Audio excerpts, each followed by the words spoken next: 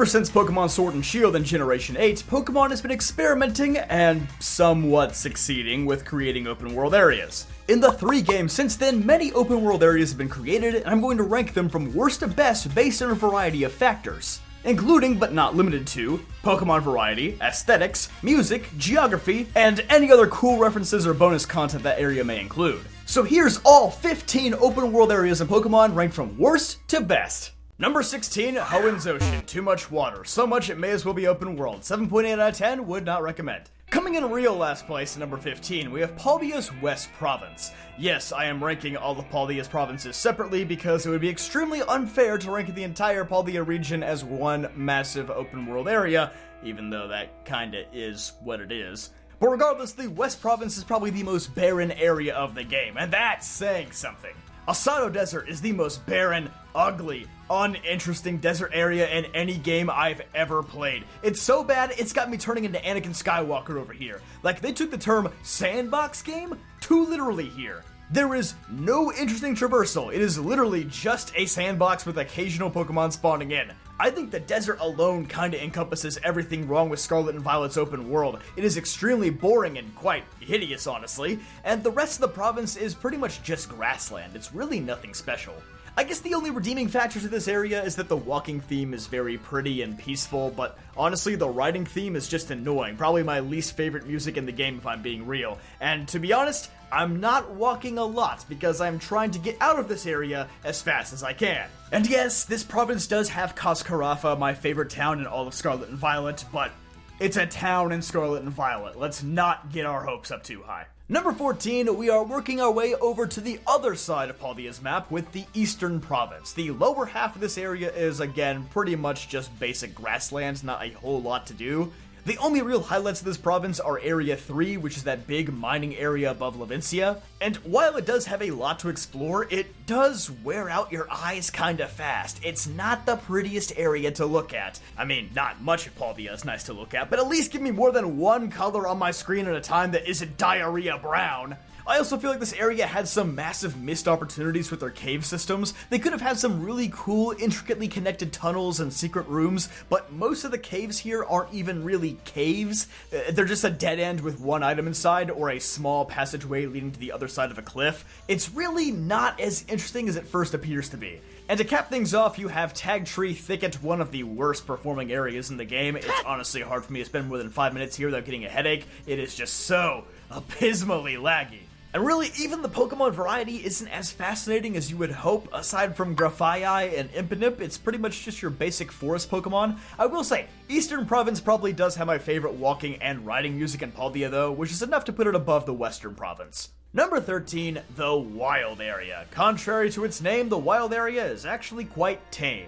I get it, it was their first attempt at a true open world area, we shouldn't expect perfection, and hey, it's saying a lot that the Wild Area isn't dead last on this list. The Wild Area is just unfortunately dull and has pretty much zero interaction with the environment, which I think any open world area needs to have. There are these neat little landmarks dotting the map, but none of them have any interesting stories or lore to them. The best parts of the Wild Area are, A, its Pokemon diversity, especially with the daily changing weather. It pretty much includes every single type of Pokemon, even when you're first entering it without a single badge. So it makes team building fun, especially for Nuzlocke. And B, it's got a daycare in it, which I do prefer to Scarlet and Violet's picnics.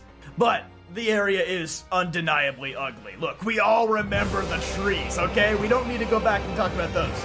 And I honestly think Sword and Shield is a much better looking game than people give it credit for. It's just the Wild Area that looks like a GameCube game. I don't particularly love the music here either. Yeah, I know, bagpipes and beans on toast, all that good stuff. Don't really care. Number 12, the Isle of Armor. Honestly, I feel like the Isle of Armor was only a very marginal upgrade from the Wild Area. It has a little more geographical sauce to it, ranging from beaches to forests to mountains, whereas the Wild Area was pretty much just one long stretch of grassland with some very unnaturally placed deserts just plopped in there. I do enjoy the Isle of Armor's geography more, but still, being in Sword and Shield comes with some limitations.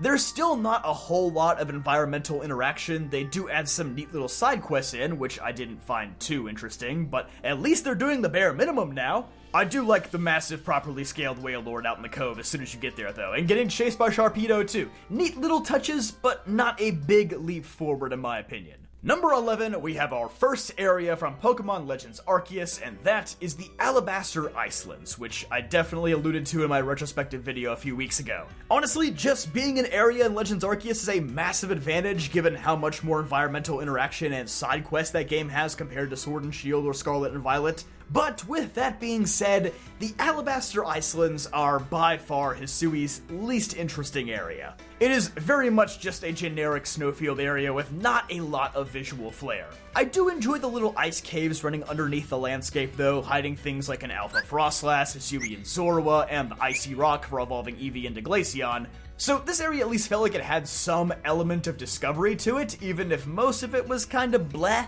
And to their credit, this area doesn't just include ice types. They did a good job creating little areas for other types to thrive, like again, the ghost types in the tunnels, the dragon and psychic types training on the hilltops, guys like Lucario and Snorlax congregating at the hot springs. They spiced it up a little at least. The area also seemingly lacks a lot of the references to modern-day Sinnoh that most other areas have.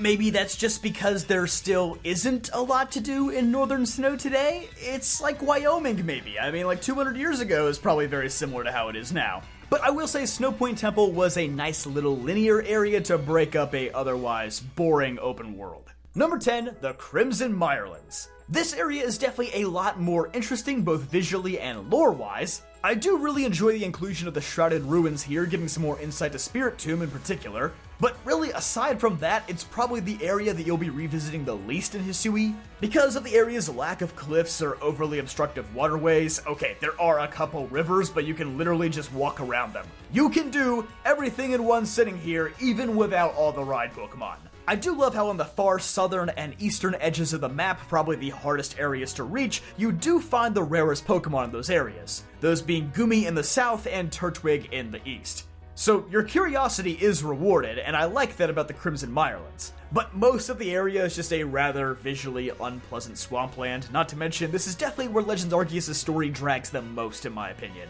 Number 9, the Southern Province. As largely a tutorial area, the Southern Province of Palvia is surprisingly not that bad. Yes, it does have your standard Route 1-esque area that takes up a lot of room with grasslands and generic early game Pokemon, but beyond that, it actually has quite a bit to offer. I enjoy the large cavern that leads to Alfornada. It serves as a nice natural barrier from a high-leveled area of the map. Area 3 features probably the most intricately designed area of any early game with connecting caves and valleys. I actually got quite lost there my first time playing the game, which is nice. Not having your Koraidon or Miraidon fully upgraded yet also means that this area more than any other can take advantage of its geography. There's a few neat platforming areas where you can jump from island to island in the middle of a lake. If you do get lost in that valley area I just mentioned, you gotta find your own way out. You can't just climb out on your legendary, and I like that actually. It offers tons of cool Pokemon to start a game with. This area's theme also just doubles as the Palvia region's theme or the Terra Raid Battle theme, and I do love that musical continuity. The riding theme in particular just makes it sound like you're heading out on a classic grand Pokemon adventure. The vibes in this area are good for sure. In 8th, we have the best of Palvia's 4 main provinces, the Northern Province. And to be honest, this one does have a bit of an unfair advantage over the other 3. It is significantly larger. It includes all of Glaciado Mountain, all of Casaroya Lake, the entire bamboo forest area that really feels like it should be in the Eastern Province instead, but whatever, and even that little autumn-themed area above the lake. It easily has the best geographical variety as well as Pokemon variety in all of Palvia, and even if there are individual areas that I'm not particularly crazy about, like Glaciado Mountain, which is again just another generic snowy area for the most part, it's difficult to ignore the entire package. This is definitely the most open and explorable province of Palvia. Sort of like how the southern area takes advantage of not having your legendary fully upgraded, the northern area seems to take into account that your legendary is probably fully upgraded by now, so you've got the sea, you've got large mountains, you can climb up and glide a lot. It's a decently fun area to explore, even though I still feel like it lacks some depth. Hey, if you've enjoyed the video so far, it would mean a lot to me if you subscribe to the channel. I'm trying to reach 300,000 subscribers this year, so that would be awesome. Thank you so much. Number 7, Kitakami. I am really glad that we finally got to revisit a modern Japan region in a 3D setting. Kitakami feels like a land that is absolutely brimming with character and culture. The geography of this area feels much more interesting than most of Paldea. There actually is a cool cave system inside of Oni Mountain that you can explore. The Timeless Woods are a really cool, less laggy forest area with various references to Hisui, which is cool since this area is based on the real-life Aomori Prefecture, which is just south of Hokkaido, which Sinnoh is based on. The Blood Moon Ursaluna quest is definitely my favorite in the game. I know that's a low bar, but still. I think my biggest issues with Kitakami are that it still doesn't feel the most interactive, and if you do come here with a fully upgraded Koraidon or Miraidon that can just climb straight up Oni Mountain, then it feels like it doesn't really know how to make you interact with some of its neater areas. It feels like this is an area you're meant to come to at the beginning of the game rather than when you beat the champion, which unfortunately, the latter is how most people experienced it. Number 6, the Obsidian Fieldlands. Again, tutorial stuff aside, this is a really fun area, I believe. It has a ton of Pokemon diversity for an early game area, maybe not as much as the wild area or the southern province, but this area is home to 90 different species, which is like a good third of the game's entire Pokedex. The Heartland is definitely one of my favorite areas in Legends Arceus. Every time the familiar Eterna Forest motif comes in, I am reminded of why I think Legends Arceus is such a magical game. However, it's not a top 5 area for a reason, and that's mostly because I feel like this area had some big missed opportunities. Like Orberg Tunnel, cool reference, but not a lot going on there. There's also this big waterfall area. What's at the top? Nothing! Romanus Island is cool, and I do like that just revisiting the area a little later in the game gives you an opportunity to catch a member of the Chimchar family. It feels like there is a genuine reason to revisit this area, so it's not merely a beginner's area. I like it though, it's solid for an introductory zone. Number 5, the Terrarium. Again, like the Northern Province, it's hard to not give this one credit. It has almost every major biome in one spot. I mean, it is artificially created, so I guess they cheated on that front, but yeah, it's massive and has a ton to do. The Blueberry quests, while not nearly as interesting as Legends Arceus' side quest system, at least provide you with a never-ending task list that can be used to upgrade the League Room and unlock new cool content. The Chargestone Cavern is certainly my favorite part of this map though. I love having a cave system that connects all 4 biomes underground. This is what Paldea needed more of. We need more real cave areas in Pokemon. I love that the music subtly changes in each biome too, and every theme references a different area of Unova. They use Driftvale City in the coastal biome, so you already know its peak. There's a recreation of the nature preserve in this area, complete with a Stellar-type Haxorus. It uses the Unova Trainer Battle and Wild Battle themes. You are literally able to upgrade each individual area to encounter starters. The texture work here is also significantly better than anything in the base game, or even Kitakami for that matter. Unfortunately, that doesn't help the performance of this area much. It's still as bad as any other area in Scarlet and Violet, but at least it doesn't look as atrocious as the rest of the game. Maybe I'm just a sucker for Unova content. What can I say? They got me here. Number 4, the Cobalt Coastlands. It's just aesthetically pleasing. This is probably my favorite looking open world area so far. I know, the bar is on the freaking floor, but I do enjoy the darker colors of this area, the lush greens, the slate gray cliff sides. Maybe it's just me, but even the lighting in this area feels a little different compared to the rest of the game. Of all the areas in the game, I feel like this one complements Arceus' unique art style more than anywhere else. The only thing that doesn't complement it is the really bad looking water effects, and this area is sadly mostly water. Though I will say, despite that fact and how much space the sea takes up, it still feels like a very large area with plenty to explore on the land. I really enjoy how the area that is supposed to be current-day Sunny Shore City is like the ship graveyard that has sunk numerous crews, so the area is inhabited by ghost types. It's like appropriately creepy. The secret shore on the other side of the cliffs where the spring path and the little pool where Piplup and the Alpha and Empoleon are found is very neat. I love the BDSP connection here with the Manaphy event. Like, you literally have to read a book in the Canalave Library in modern-day Sinnoh to understand how to do the Manaphy event in this game. I don't care what anyone says, even if it is forcing you to play BDSP, which is an affront to God, it's still cool. This area also features some relatively hard-to-reach areas using Weird since you don't have Sneasler yet, but it is possible to get there. You can reach Giratina's Lake early, you can get to the highest cliff and catch a level 45 Hisui and Growlithe early, but not everyone will have the skill to do it. I like how you have to sort of do that Death Stranding-like climbing here. It's fun, and it makes me feel better than the average 5-year-old playing this game. Number 3, Area 0. Yeah, you probably saw this one coming towards the top. Area 0 is easily the coolest area in the Paldea region. Just the raw concept of a completely secluded crater from the outside world, filled to the brim with dangerous Pokemon from alternate timelines, it's almost like the anti-Mount Coronet. Like, you see the walls of the crater surrounding you the entire time in Paldea, but you know you can't go there until the very end. It instantly piques your curiosity. The rock formations and unique geography make this area feel very Xenoblade-like, if that game ran at 15 frames per second, which I suppose is kind of a good thing. Look, if you evoke any kind of Xenoblade feelings from me, that is a good thing. There's plenty of little caverns and crevices to explore. Some Paradox Pokemon like Roaring Moon only appear in very specific spots that you have to actively look for. My only real negatives on Area 0 are how it feels kinda pointless to revisit once you've caught all the Paradoxes, and also the crystal effects make no sense. Like, just the way the reflections are, like, it's trippy, but not in a good or relatively enjoyable way. It just looks bad. But aside from those nitpicks, it's a genuinely cool area and concept. Number 2, the Crown Tundra. You may not have expected this one to rank so highly, especially being from the Galar region, which I was also quite critical of earlier. But honestly, the Crown Tundra feels so classic to me. This area did discoverability just right in my opinion. You have to manually track down almost all the legendaries here that aren't connected to the plot. The Regis, the Swords of Justice, the Galarian Birds.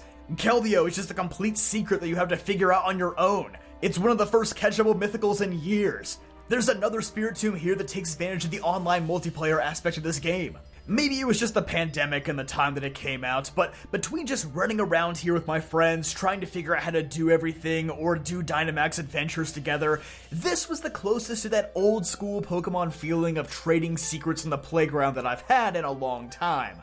And I think it's just because the Crown Tundra urges you to explore every corner and interact with everything. Whether it's those big ruins where you can battle a level 100 Dynamax Regigigas, or that random curry bowl that attracts Keldeo, or the Greedent inside of the massive tree, or looking for the footprints of the Swords of Justice, this area did it all right. The only downside to it is that it's in Sword and Shield. So there's not a whole lot of fun traversal options like an Arceus or Scarlet and Violet, but still, massive props to this area. And number 1, the Coronet Highlands. So this shouldn't come as a surprise to anybody who watched my recent Legends Arceus retrospective, but I absolutely believe that the Coronet Highlands are the single best open world area in Pokemon so far. First and foremost, it is easily the most aesthetically pleasing area in the game. All the other areas in Legends Arceus have some sort of texture that looks just kinda muddy or unpleasing, or again, the water effects in the Cobalt Coastlands. But honestly, I think the textures and lighting effects actually look pretty good on the cliff sides of this area. This area is particularly stunning when the space-time rift is open at the top of the mountain. It really just drives home that this is where the climax of the game is, and you're super close to it, even when you're visiting for the first time. It also includes some really cool sub-areas like Wayward Cave, where you'll learn about Ingo's Pass, the Temple of Sinnoh, which of course later becomes Spear Pillar. One mini area in particular that I really appreciate is the waterfall here, where there are Magikarp in the river below, but in the lake at the top there are Gyarados, referencing the old legend about how a carp would be awarded with turning into a dragon if it could scale a large waterfall. The exact legend that inspired Magikarp and Gyarados' designs to begin with. It also has the most Pokemon diversity in any area in Legends Arceus with the 111 catchable Pokemon, many of those Pokemon being legendaries and alphas as well. The area presents multiple different ways to scale the mountain, each one being a gauntlet of its own. I was a little concerned that Sneasler's ability to climb anywhere would ruin the progression of this area, but honestly, it didn't, at least for me. I definitely think it's the most fun area to explore, has the most cool references. The Celestica ruins and the classic Mount Coronet theme at the summit are just the cherries on top. Wonderful area.